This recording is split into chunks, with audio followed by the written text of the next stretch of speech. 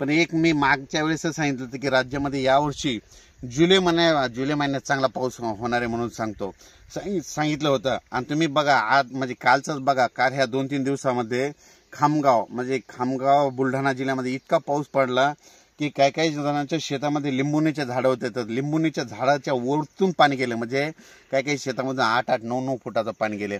आणि परत एक सर्वांना एक सांगू इच्छितो, कारण की काय झालं की पाऊस पडल्याच्या नंतर राज्यामध्ये काय होतं की पुलाच्या फरशीवर पाणी येतं।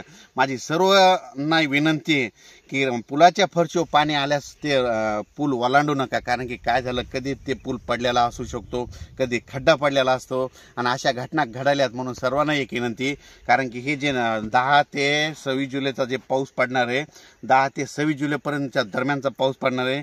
वड्या नाल्याला पाणी येणार आहे आणि काय करतात, आपल्याला घरी जायची घाई असल्यामुळे पूल ओलांडतात।